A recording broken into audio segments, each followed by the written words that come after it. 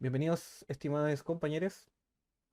Vamos a ver la tercera parte sobre el taller, la tercera parte del taller, que trata de crear 500 procesos hijos haciendo uso de la función fork y 500 hilos haciendo uso de la función pthreads. Para eso vamos a tener que descargar Docker. Docker, así como VirtualBox, sirve para virtualizar, solamente que trabaja de una manera diferente. ¿Ya?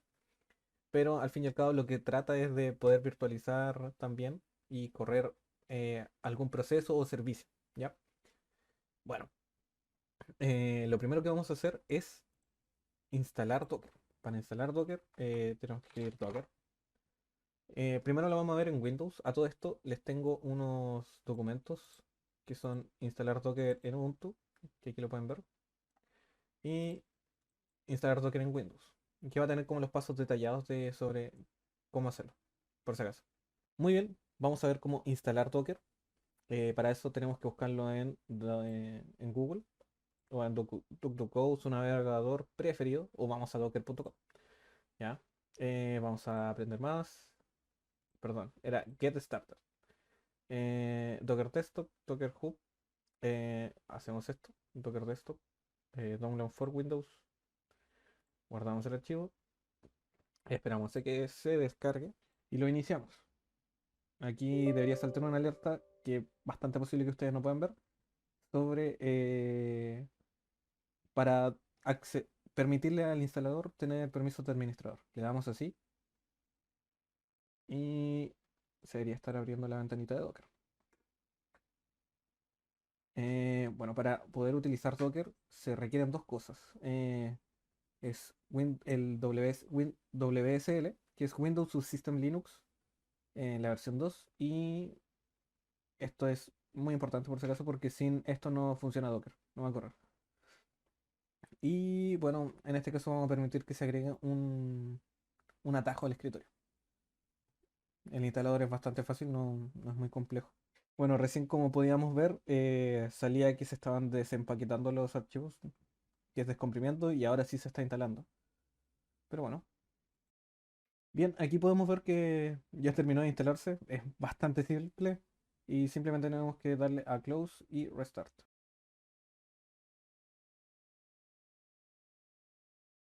Bien, Docker ya se instaló y básicamente nos sale esto, acepto los términos.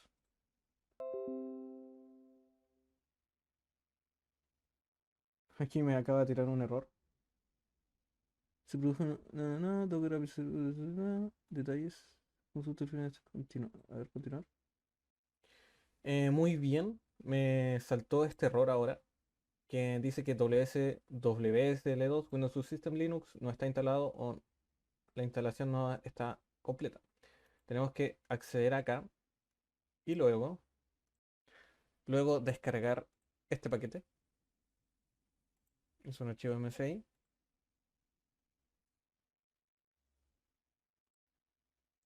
Aceptamos. Le damos a siguiente. Siguiente. Finish. Reiniciamos.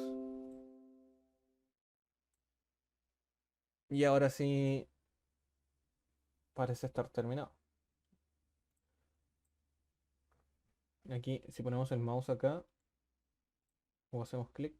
Bueno, esto es que Docker está cargando, por si acaso.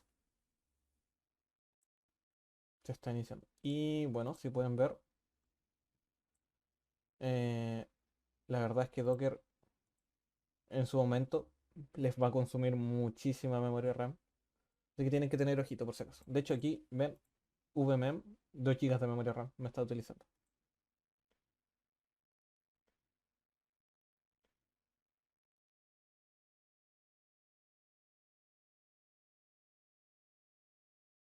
Vamos a instalar Docker. Para eso vamos a necesitar la terminal. Y Docker lo vamos a instalar dentro de Ubuntu. Y luego vamos a crear un contenedor de Ubuntu en Docker que está corriendo en Ubuntu, por si acaso. Así que va a ser como un Ubuntu dentro de Ubuntu. ¿Ya? Y para eso lo primero que tenemos que hacer es sudo apt get update root, que es mi contraseña. Actualizamos los repositorios. Muy bien. Ahora, bueno, lo que hay que hacer es, ya abrimos la terminal, actualizamos los repositorios. Esto es actualizar la lista de repositorios y esto es instalar las actualizaciones. Para este caso no lo vamos a hacer porque no es 100% necesario para poder instalarlo. Pero lo que sí vamos a hacer es ejecutar estos comandos que tenemos acá. Sudo apt install apt transport https ca certificates cur software properties common.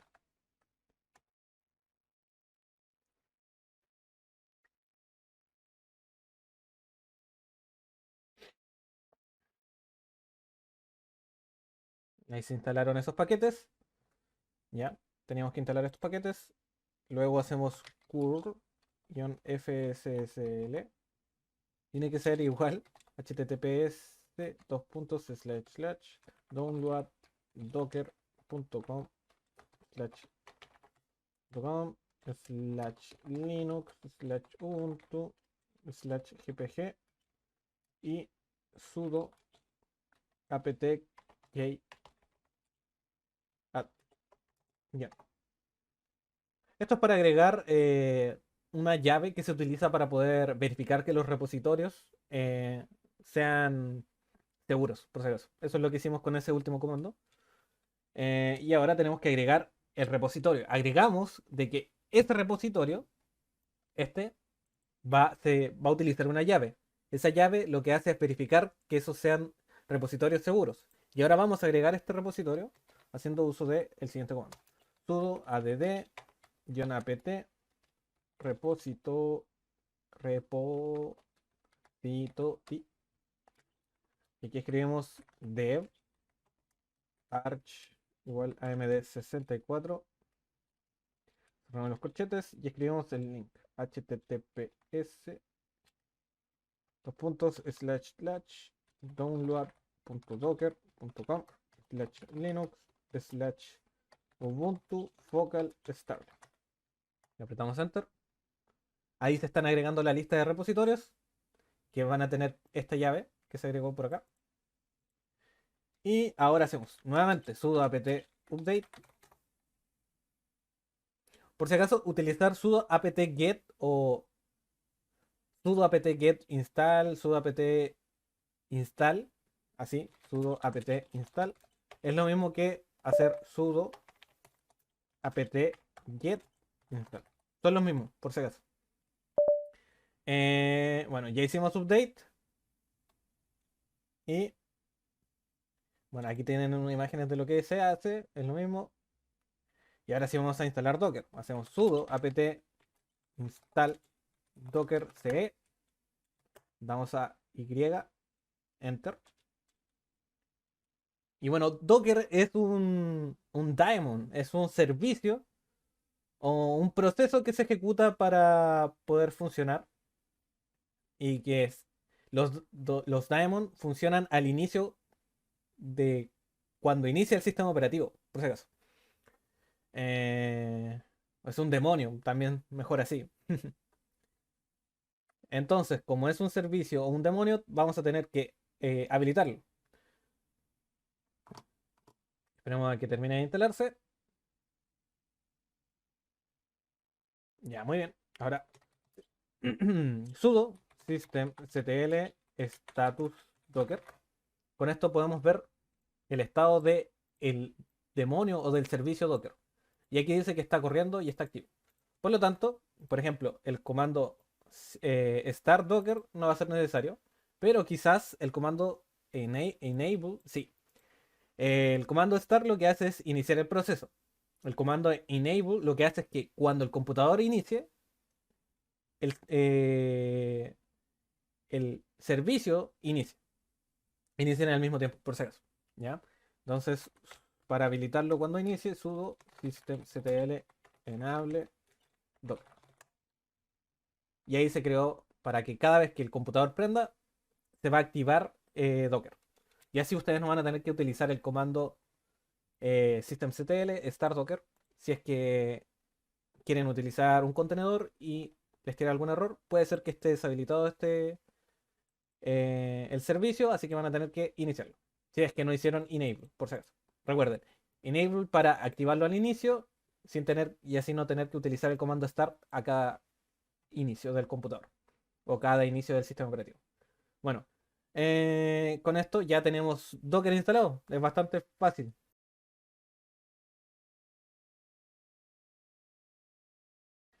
Ahora lo que tenemos que hacer es aprender a cómo utilizar Docker.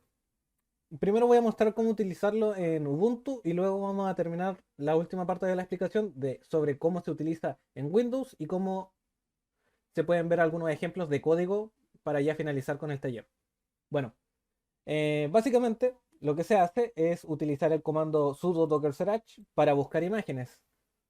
Una imagen es como una lista de todas las cosas que se van a tener que utilizar para poder virtualizar algo, por así decirlo.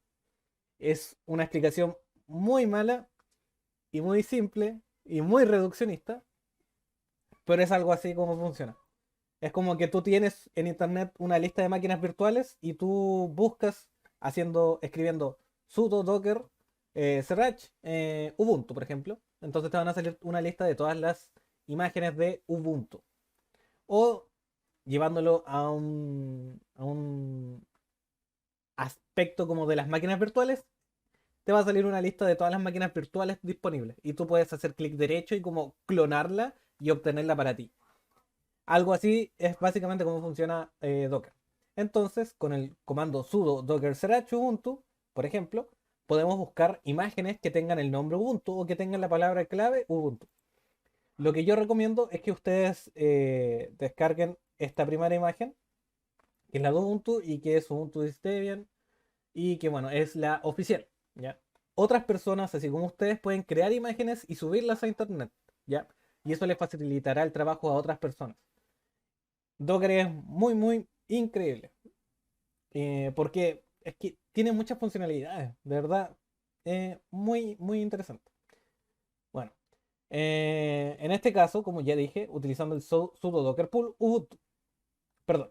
Como ya dije, sudo docker serach ubuntu. Ahora, tú ya sabes que existe una lista de muchas imágenes, pero ¿y cómo tú descargas esta imagen en específico? Tú usas el comando sudo docker pull, el nombre de tu imagen, la que quieres descargar. Entonces, por ejemplo, si querían descargar la de Dorowo, tendrían que copiar este nombre, seleccionarlo, lo copian y tendrían que ejecutar el comando sudo docker pull y pegan acá el nombre que copiaron. Para este caso va a ser sudo docker pull ubuntu, por si acaso. Y luego, ahora ejecutémoslo mejor. Sudo docker serach ubuntu. Estas son todas las imágenes que hay de Ubuntu. Siento que se ve muy, muy chiquito y no me gusta para nada eso. Ojalá se vea bien. Bueno, ya hicimos esto, buscamos la de Ubuntu y ahora sudo docker pull Ubuntu. Y con esto descargamos la imagen de Ubuntu. Aquí fue súper rápido. Eh, y lo siguiente es crear un contenedor con esta imagen. ¿Ya? Porque la imagen existe, es una copia, pero no está ejecutándose. Y para ejecutarlo, lo que tenemos que hacer es usar el comando que tenemos acá, sudo docker run-it ubuntu. El it es para seleccionar, perdón, el it es de Interactive Terminal, es para abrir una terminal. Básicamente es eso. Y no que corra el proceso como en background. Si no ejecutan el guión it, la imagen de Ubuntu va a iniciar, pero no van a poder acceder a ella. Ya. Pueden hacerlo, pero tendrán que ejecutar otro comando después. Bueno, entonces vamos a hacer sudo docker run-it y ahora la imagen del contenedor que yo quiero crear. Entonces, con Docker le decimos que corra un nuevo contenedor con la imagen Ubuntu y que sea con una terminal. Que en esta misma terminal que estamos trabajando, iniciemos ahora. Y como pueden ver, con esto ya tenemos acceso a nuestro contenedor. Ahora, no sé qué podríamos hacer. Por ejemplo, hecho, hola. Nuestro contenedor, bueno, tiene todas las carpetas de un Linux normal. Así que eso es básicamente. Ahora ustedes pueden, por ejemplo, instalar el compilador GCC con sudo apt update. Perdón, no es necesario el sudo porque estamos conectados como superusuario ya, como el usuario root.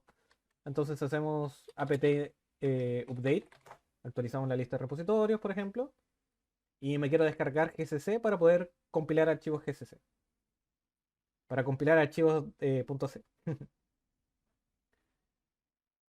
Bueno, y ahí eso va a tomar un poco de tiempo, pero con eso ya tenemos una pequeña introducción de cómo utilizar Docker. Después en Windows vamos a profundizar un poco más. Son los mismos comandos, ya. Ahora, yo estoy dentro de esto y no tengo acceso a mi sistema real. Estoy en una virtualización, ¿ya? ¿Y cómo me salgo de esta virtualización? Es usando el comando exit. Y con eso ya volví de nuevo a mi Linux real. Ahí si pueden ver, estas sí son mis carpetas de mi sistema operativo. Bueno, también hay otras opciones, por ejemplo, utilizar el comando sudo docker run y agregando esto, podremos definirle un nombre a el nuevo contenedor que vamos a crear. Entonces, por ejemplo, hagámoslo nuevamente, ejecutemos el comando run, pero agreguemos ahora name y le ponemos, por ejemplo, para ayudantía. Y lo creamos y ahí tenemos nuevamente. Sé que sale un nombre aleatorio, pero era solamente para los temas de prueba. Nos salimos nuevamente. Bueno, ahora podemos hacer uso de este comando para ver las imágenes que tenemos descargadas, por ejemplo. Porque, ¿cómo vamos a crear nuestra imagen? ¿Cómo vamos a crear nuestro contenedor si no sabemos qué imágenes tenemos? Por ejemplo, hace el año pasado descargaron Docker, se descargaron la imagen de Ubuntu, pero no se acuerdan. Entonces, para saber qué imágenes tienen descargadas, hacen sudo docker imágenes. Y bueno, yo solamente tengo la imagen de Ubuntu. Aquí, como pueden ver, les digo que con exit se salen de eso. Y muy bien. Si yo modifico un contenedor y yo quiero volver a entrar a este contenedor, puedo hacer uso del comando sudo docker start-i. Con el guión ahí le decimos que queremos iniciar una terminal, la imagen. Con aquí tenemos que ingresar un ID. La imagen, perdón, es el ID del contenedor. Entonces, sudo docker start-i, imagen del contenedor. Entonces, sudo docker start-i y el id del contenedor. Bueno, ¿y cómo vamos a recordar las ID de los contenedores? Si se fijan, esta es la ID del contenedor. Si la copiamos y ejecutamos el comando de acá, sudo docker start-i, hacemos clic derecho, lo pegamos, voy a centrar esto, aquí vuelvo a entrar, ¿ven? Ese es el ID del contenedor. Pero lo más seguro es que cuando estemos trabajando con Docker vayamos a tener muchos contenedores con muchas ID. Entonces nos salimos y nuevamente, ¿cómo puedo saber qué contenedores tengo yo? Para eso ejecutamos los comandos que están acá. Por ejemplo, sudo docker ps-a, que esto nos va a entregar una lista de todos los contenedores que tenemos disponibles, que hemos creado anteriormente. Y con sudo docker ps-l nos mostrará la información del último contenedor creado. Entonces probemos los comandos. Sudo docker perdón, se me olvidó. Sudo docker ps-a. Estos son todos los contenedores, ¿ven? Y que tiene el nombre para ayudantía. Y aquí cuando ustedes no utilizan el name al ejecutar el comando sudo docker run, se le crea un nombre aleatorio por si acaso. Y bueno, estas son unas imágenes que creé anteriormente cuando estaba grabando el video, pero no me gustó cómo quedó. Y bueno, entonces por ejemplo, yo creé esta imagen anteriormente, hace una hora. No, esta hace una hora. Entonces voy a iniciar esa.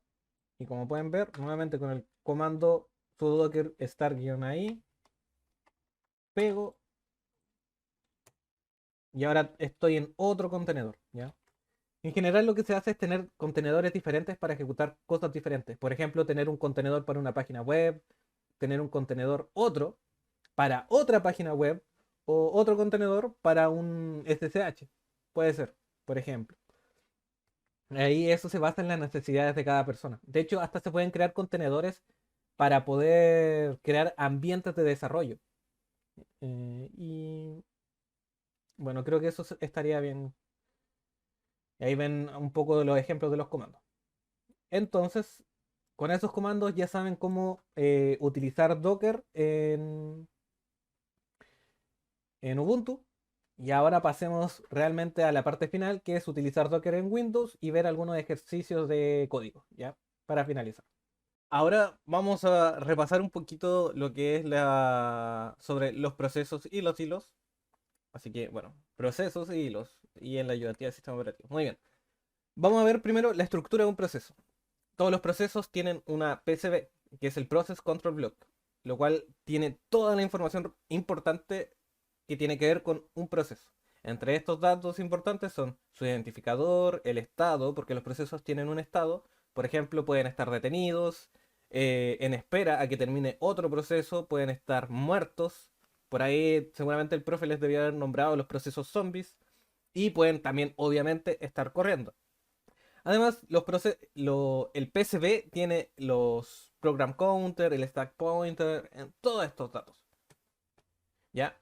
Y bueno, aquí también todos los procesos siempre tendrán como mínimo un único hilo ejecutándose. ¿Qué es un hilo? Bueno, el hilo es que es como una instancia de la ejecución. ¿Ya? Todos los procesos tienen siempre mínimo un hilo, ¿ya? Porque es la instancia de ejecución, ¿ya? Y bueno, un hilo, aquí podemos ver, un hilo siempre dependerá de un proceso. Este es un proceso padre, ¿ya? Este proceso puede tener muchos hilos o threads, que threads se dice en inglés, ¿ya?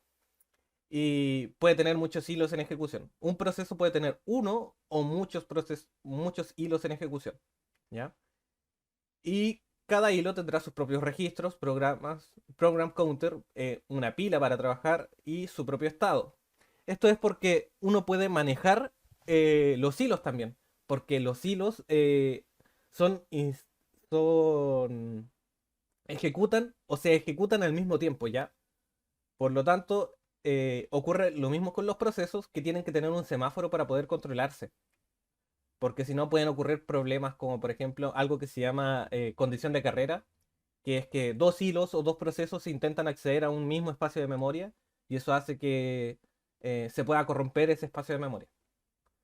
La condición de carrera es que, por ejemplo, yo quiero editar una porción de la memoria y otro proceso al mismo tiempo, exactamente el mismo proceso, lo quiere hacer. Entonces, el que fue llamado primero o el que llega primero por condición de carrera es como si estuvieran corriendo y compitiendo para ganar quién escribe primero en esa porción de memoria. ¿Ya? Espero eso quede claro. Bueno, por eso es que tienen estados para poder controlar esas condiciones de carrera. ¿Ya? Y bueno, como ya dije, el proceso sería todo esto. Y el proceso tiene una memoria heap, que sería como la memoria global. Y esto hace que todos los hilos que estén dentro de este proceso puedan acceder a esta memoria heap. Pero a su vez, bueno, todos los hilos tienen su pila, que es su stack, ¿ya? Esto sería como su memoria privada. Y bueno, aparte de tener su propia pila, cada hilo tiene sus propios registros. Entonces, los hilos son instancias de ejecución de un proceso. Pueden existir muchos hilos dentro de un proceso y un proceso puede tener mínimo un único hilo de ejecución. No puede tener menos, porque si no, no estaría corriendo. Y bueno, también podemos entender que todo un proceso tiene toda una gran porción de código, pero que cada hilo puede estar ejecutando diferentes partes del código. Básicamente eso se entiende con esta imagen. Y en base a lo anterior, de que un proceso puede tener mínimo un único hilo, tenemos esta imagen que esto sirve para ejemplificar todo. Un proceso teniendo un único hilo, además un proceso puede tener muchos hilos, o podemos tener muchos procesos con un único hilo, pero también podemos tener varios procesos con varios hilos. Básicamente es eso. Y aquí podemos tener tenemos una lista de comparación que existe entre procesos y hilos. Bueno, un proceso es cualquier programa en ejecución y un hilo, por el contrario, sería una porción de código de un proceso. Los procesos tienen mayor tiempo de ejecución, los hilos suelen tardar menos en ejecutarse, el proceso mayor tiempo de creación, mayor tiempo de cambio de contexto, menos eficiente en términos de comunicación y consume más recursos. Por otro lado, los hilos son menor tiempo de creación, menor tiempo de cambio de contexto, más eficiente en términos de comunicación y consume menos recursos. Esto es porque los hilos son una porción de memoria. El proceso en sí siempre va a existir detrás de un hilo. Por eso es que suele ser más ligero, ¿ya? Y bueno, aquí tenemos otros datitos, pero esto ya ustedes lo pueden leer tranquilamente. Y eso sería como esta pequeña y breve introducción. Y algo que quizás les pueda molestar en su cabeza es que, ¿qué diablos es eso del cambio de contexto? Bueno, es que eh, así como existe la memoria compartida, es que un hilo quiere acceder a esta memoria compartida que está en la memoria global. Pero para acceder a esta memoria, se tiene que detener el hilo, ver si hay otro que está ocupado o no. Y si es que hay problemas, eh, tiene que existir algo como un semáforo para poder controlarlo. Eso se llama el cambio de contexto.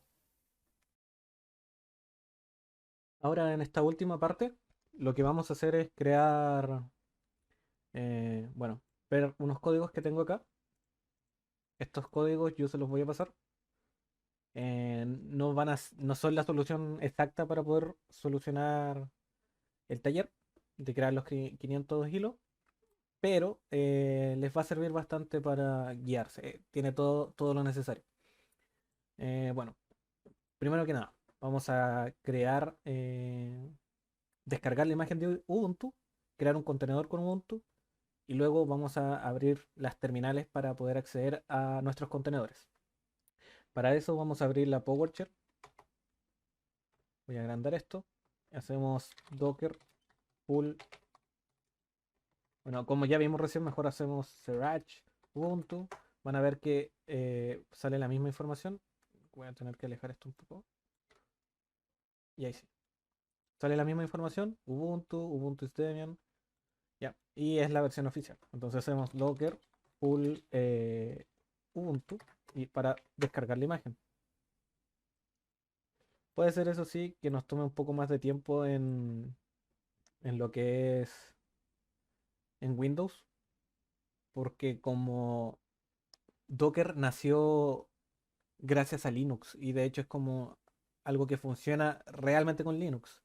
Por eso es que de hecho tenemos que descargar WSL, que es Windows Subsystem Linux.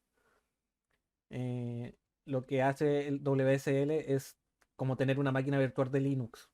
Básicamente es eso. Eh, y bueno, por eso aquí se suele demorar un poco más. Bueno, ya se descargó nuestra imagen. Podemos usar los mismos comandos como pueden ver. Imagen, docker images, docker ps-l, por ejemplo. Docker ps-a. Muy bien. Como ven, no tenemos ninguna imagen. Perdón, no tenemos ningún contenedor, pero sí tenemos las imágenes. La de Ubuntu, que es la que descargamos recién. Una vez que descargamos la imagen, podemos hacer todo desde esta misma terminal o podemos utilizar la misma interfaz de Docker.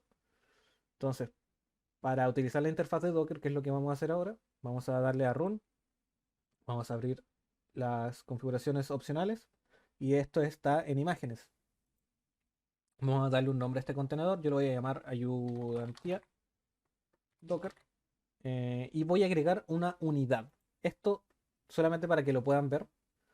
Eh, yo tengo los códigos de la ayudantía en la carpeta, en mis documentos, en una carpeta que llamé códigos de ayudantía. Entonces, si vamos, por ejemplo, lo voy a mostrar. Estoy en mis documentos, código de ayudantía, entramos y aquí están los códigos. La cuestión es que lo que va a hacer esto, así como cuando estábamos configurando el hilo, bueno, configurando el FS tab en Slackware, lo que hacemos es que esta carpeta se va a compartir a nuestro contenedor. Y para compartirla, bueno, primero tenemos que seleccionar la carpeta, es decir, la ruta de esta carpeta, la seleccionamos, que va a ser esa, ahí pueden ver. Y además tenemos que darle una ruta para que esta carpeta se monte, ¿ya? Entonces hacemos con slash, eh, pueden usar cualquier ruta, slash mnt códigos, por ejemplo, pero lo que yo voy a hacer es dejarla en la raíz. Entonces voy a hacer códigos. Y bueno, aquí podemos agregar otra si queremos, ya ven. Y bueno, le vamos a dar a run. Y aquí tenemos nuestro contenedor que está corriendo. Podemos ir ahora al cliente. Y yo lo que voy a hacer son dos clientes, voy a abrir. Porque en una voy a ejecutar el comando top. El comando top lo que nos hace es poder ver, bueno, lo que nos permite es poder ver los procesos que hay en ejecución. Ay, perdón. Ahora sí. Los procesos que hay en ejecución. Voy a cancelar el comando. Lo voy a ejecutar. Perdón. Top. Ahora sí. Todo de nuevo. Y bueno, estos son los procesos que se están ejecutando en nuestro sistema Linux. Podemos ver que está Batch, que tiene el Process ID 1, está SH, que es esta terminal, luego la otra terminal que es esta, y el comando top, que es el comando que se está ejecutando acá, que es para poder ver los procesos. Luego, dentro de esta terminal, lo que yo voy a hacer es entrar como superusuario. Para eso hago su root, me logueo como root. Y ahora ya tengo acceso al sistema. Y bueno, podemos hacer ls. Y aquí pueden ver, voy a agrandar esto, que tenemos la carpeta códigos para acceder. Entonces hacemos cd códigos, hago ls y aquí tengo mis archivos. Y por ejemplo, si yo quiero crear un archivo desde acá, por ejemplo, makedir carpeta o nuevo, ¿sí? Esta carpeta se va a crear también en Windows. Y si yo la elimino, se va a eliminar de acá. Bien, eso era para mostrarles. Es bastante simple usar Docker. No sé si lo he repetido ya muchas veces o si es que en el video lo he editado, pero no, Docker sirve para muchísimas cosas. Se sirve mucho para levantar servicios, para crear ambientes de desarrollo, por ejemplo, instalar GCC y compilar estos archivos. Eso sería crear un ambiente de desarrollo. O para trabajar con Python, por ejemplo, una terminal de Python. Me descargo Python y aquí este sería mi entorno de desarrollo de Python, toda esta, por ejemplo. Y ahí cada uno puede configurar un contenedor de Docker como uno quiera. Bueno, para poder ejecutar los códigos, lo que vamos a hacer es instalar GCC, porque tenemos que compilarlos para poder ejecutarlos. Porque, por si acaso, si es que alguien no está familiarizado con C, los archivos o los programas en C se tienen que compilar. No es como en Python que se interpretan. C es un lenguaje que se compila, por lo que se tiene que, bueno, como dije, se tiene que compilar. Y para eso necesitamos el compilador que es GCC. Y para poder instalar GCC, porque no lo tenemos, ¿ven? No está, tenemos que actualizar nuestro sistema. Para eso hacemos apt update. Con esto actualizamos nuestra lista de repositorios. Esperemos. Ahora sí, ya se terminó de actualizar la lista de repositorios y ahora podemos descargar GCC. Para descargarlo e instalar GCC, Hacemos apt install gcc, apretamos la Y, puede ser I minúscula o I mayúscula, apretamos enter.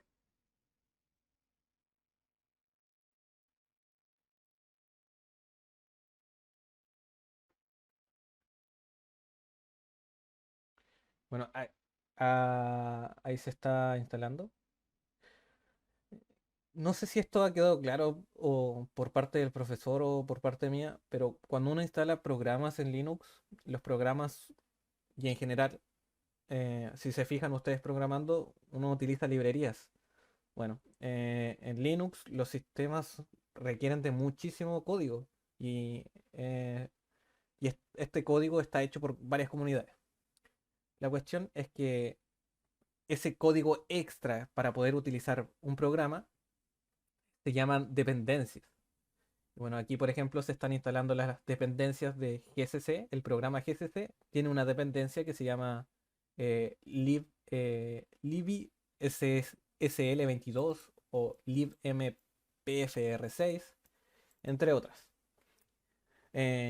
También, si se fijan, en su momento, cuando hicimos la Syscall, también instalamos varios programas con sus dependencias. Si un programa no se ejecuta, se da el caso de que a veces un programa no va a correr correctamente por falta de sus dependencias o directamente no va a correr. Bueno, aquí hay que seguir esperando, pero ahora ustedes van a ver un salto. Ahora sí, ya se terminó de instalar GCC y ya podemos compilar nuestro código. Como ya vimos anteriormente, nuestro código para compilar en C, simplemente hacemos gcc punto slash, perdón, gcc, el archivo que queremos compilar. Por ejemplo, primero hola mundo, hola mundo.c, guión o, y aquí voy a hacer que me voy a referir a la carpeta compilados, porque esta es una carpeta, y ahí voy a guardar todos los archivos que vaya compilando, compilados, y luego voy a escribir el archivo de salida que va a ser, lo voy a llamar como mundo.o. Bien, ahora para ejecutarlo, punto slash compilados y mundo.o. Y aquí tenemos nuestro hola mundo. Perfecto. Ahora voy a pasar a explicar un poco los códigos para poder después ejecutarlo. Eh, Ahora aquí tengo los códigos, los diferentes códigos. Los voy a explicar ahora. Bueno, existe, como ya sabemos, según el profe lo ha explicado, la función fork lo que hace es crear un nuevo proceso. Pero este funcionamiento se hace clonando el árbol de procesos. Muy bien. Primero que nada, todo programa tiene un proceso único, como el proceso padre, por así decirlo, ¿ya? Que es la instancia de ejecución del programa, que... Muy bien. Y, además, si yo llamo a fork, lo que va a pasar, como ya dije, se va a clonar el árbol de procesos. Por lo tanto, cuando yo llamo a fork, el proceso que tengo hace una llamada fork, y cuando n es igual a 1, es decir, n representa el número de llamadas, cuando yo hago una llamada fork, es decir, n es igual a 1, se va a crear un proceso. Porque lo que pasa acá es que este proceso se clona. Este proceso se clona acá. Entonces, después, si yo hago una siguiente llamada fork, es decir, n es igual a 2, llamé fork y después nuevamente lo llamé, lo que va a pasar acá es que se va a crear la primera llamada, crea a su hijo, pero luego lo que pasa es que hago la siguiente llamada y esta siguiente llamada lo que hace es que el proceso hijo crea un hijo y el proceso padre va a crear un hijo. Esto quiere decir que vamos a tener un proceso, bueno, empezamos desde acá, el proceso uno, 2, 3, 4. Y si ahora hacemos una tercera llamada, es decir, n es igual a 3, llamamos 3 veces a fork, lo que va a pasar es que creamos el proceso crea a su hijo, primera llamada, luego hacemos la siguiente llamada, se crea el hijo y luego se clona esta parte también. Nuevamente, la tercera llamada, ahora sí, se crea el hijo, este hijo crea un hijo, este hijo crea un hijo y este hijo crea un hijo.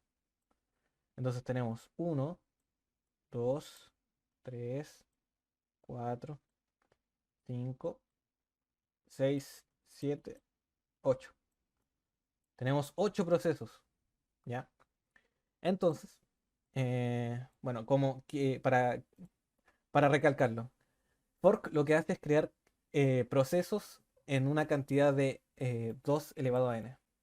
Y n es la cantidad de llamadas. X proceso. Procesos. Muy bien, ya. Entonces, lo que tenemos acá es un for que hace n llamadas a fork, a la función fork.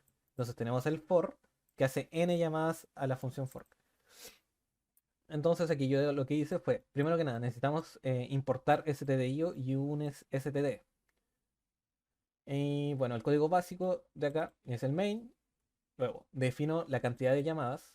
Esto es para el input. Esto es el mensaje para que se vea bonito. Y luego escaneo el dato.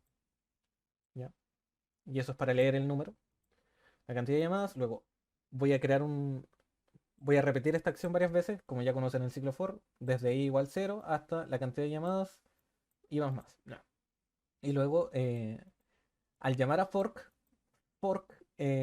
retorna, puede retornar tres cosas. Puede retornar -1, 0 o un número.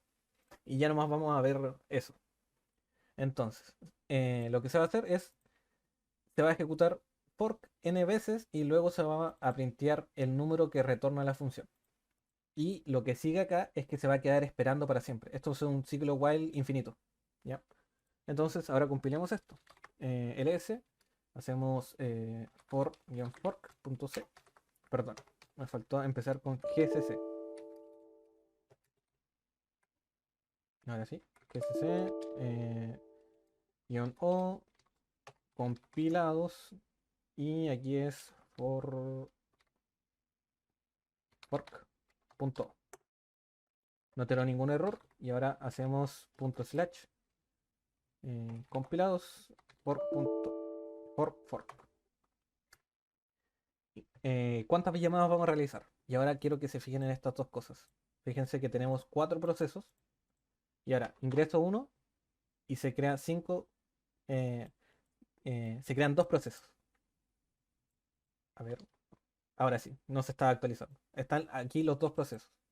Y bueno, lo que hace el ciclo este ciclo infinito, hace que se queden esperando infinitamente. Ambos procesos se van a quedar esperando infinitamente.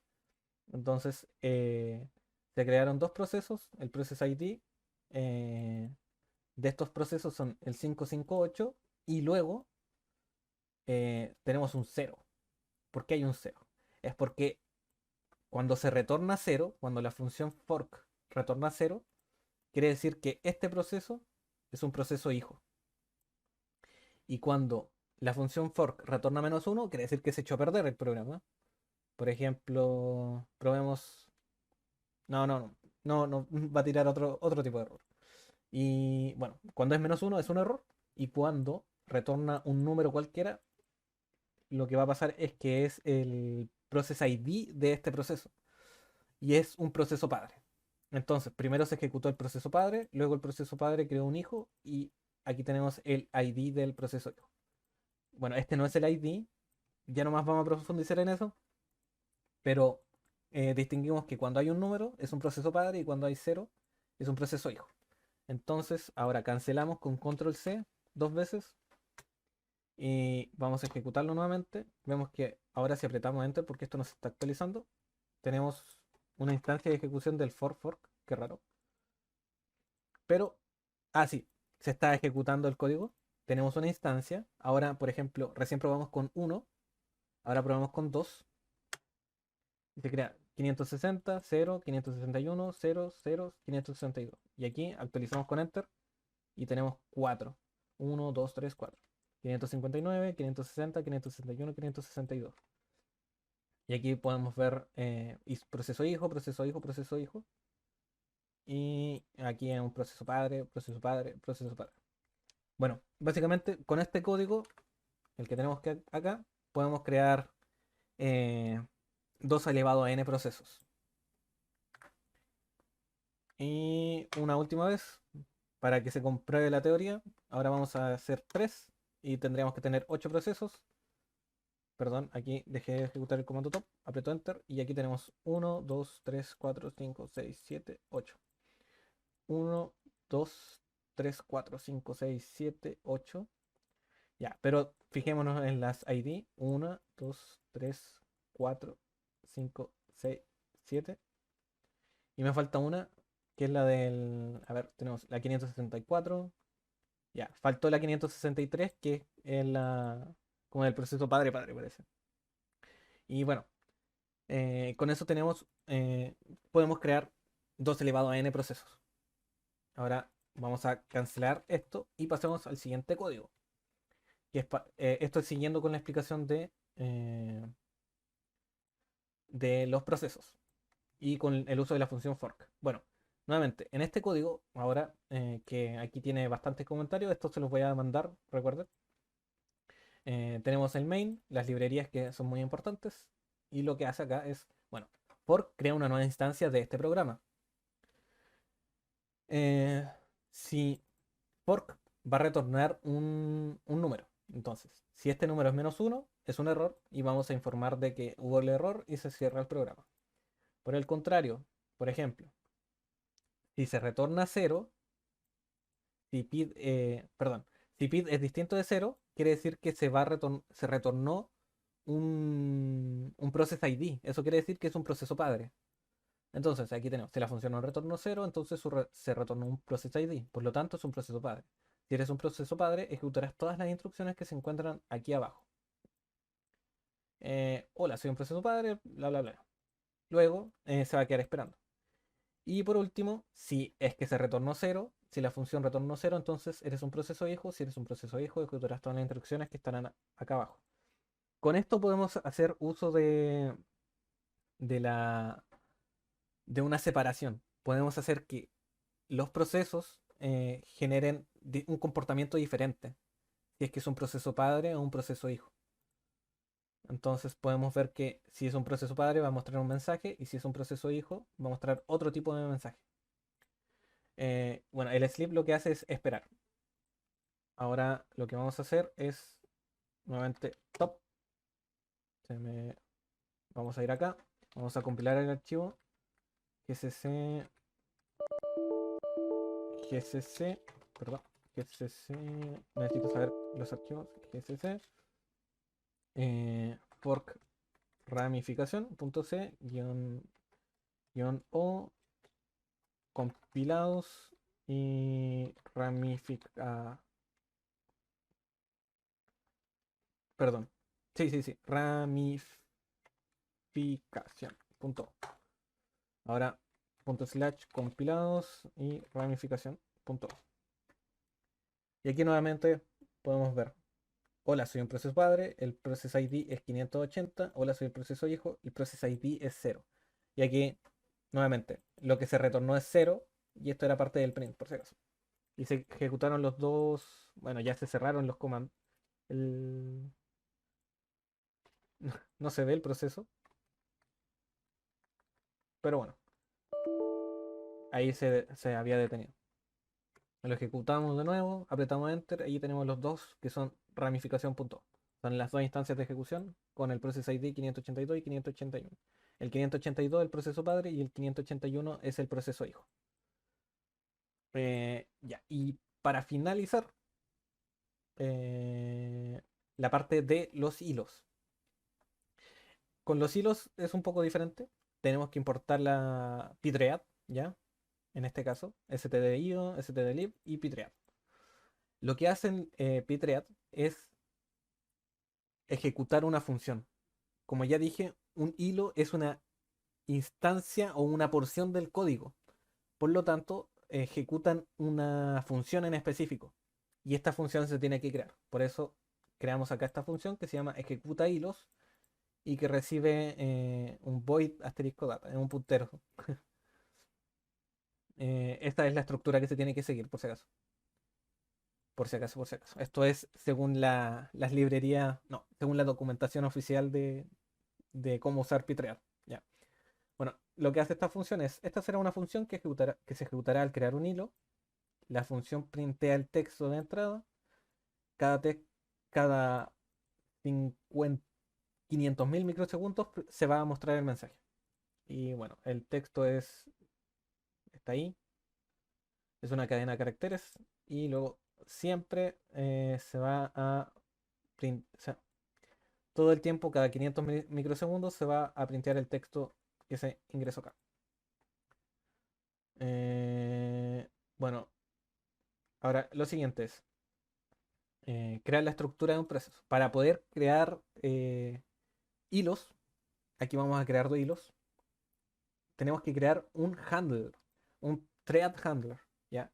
Y lo que hace el thread handler, perdón, es es una estructura de datos que nos permite gestionar y tener la información de nuestro hilo. Así como el PCB permite gestionar y tener la información del proceso, existe lo mismo, solamente que aquí se llama, es un, tiene otro nombre y la estructura de datos es Pitread T. ¿Ya? Entonces vamos a crear dos estructuras de datos, dos manejadores, dos handlers para cada uno. Y para eso creamos la estructura para el proceso, uno, para un proceso, la estructura para el otro proceso.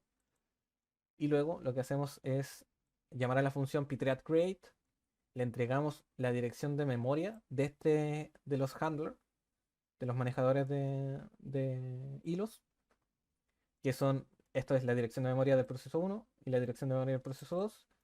Vamos a ingresar un null, que tiene que ver con los valores de inicialización de este proceso. Y luego vamos a pasarle la dirección de memoria de la función. Ambos hilos van a ejecutar la misma función, pero le vamos a entregar diferentes valores. Esto, lo que entregamos acá, va a ser, es lo que se le va a entregar a esta función, aquí. ¿Ya? Y bueno, en este caso es este mensaje, diecu hilo 1. Y aquí diecu hilo 2. Y luego, ya finalizando, lo que tenemos que hacer es hacer pitread join para como agregarlos. Y por default tienen que eh, entregarle el handler del proceso y luego aquí por default se le agrega un null. Y nuevamente aquí lo mismo, pitread join y proceso 2 el null. Y luego se va a cerrar el programa. Bueno, en este caso, como la función lo que hace es ejecutar siempre cada 500 microsegundos el printeo de un mensaje, no va a tener término. Así que, bueno, ahora compilémoslo. Se llama hilos.c. gcc hilos.c .o. Y aquí tenemos que hacer algo extra, por si acaso. Hacemos compilados, la carpeta compilados. Se va a llamar hilos.o y tenemos que hacer guión pitread.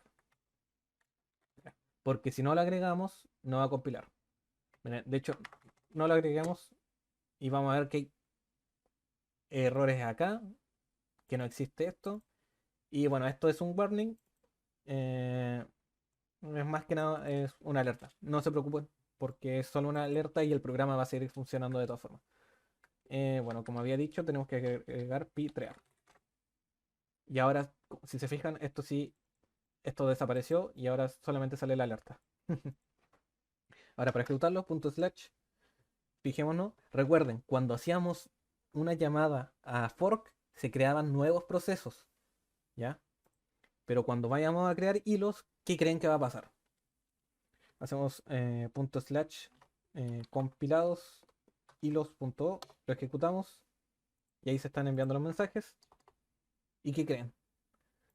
Hilos.o tiene una única instancia de ejecución, pero hay eh, este proceso tiene dos hilos, es decir, que se están ejecutando dos cosas al mismo tiempo.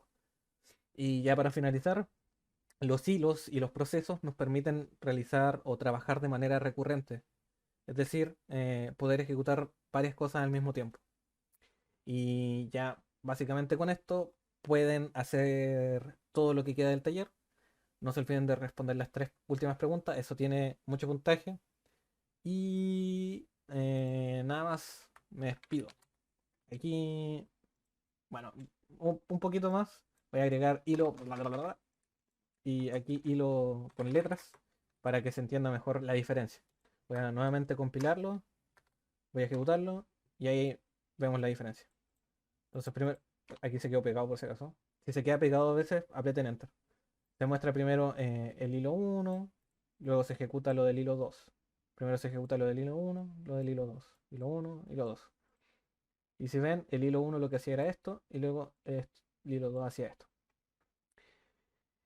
Y bueno, eso sería todo. Ahora sí, eh, ¿qué cosas les recomiendo? Los códigos que les mostré no les van a servir para poder terminar el taller. Van a tener que pensarlo, pero si combinan los códigos, lo van a poder lograr, ¿ya? Recuerden que tienen que crear 500 procesos, 500 hilos. Eso quiere decir que si ustedes ponen Pitread Join, si ustedes copian esto, van a tener mala nota porque solamente estarían creando dos procesos, dos hilos, perdón, ¿ya? Eso como dato.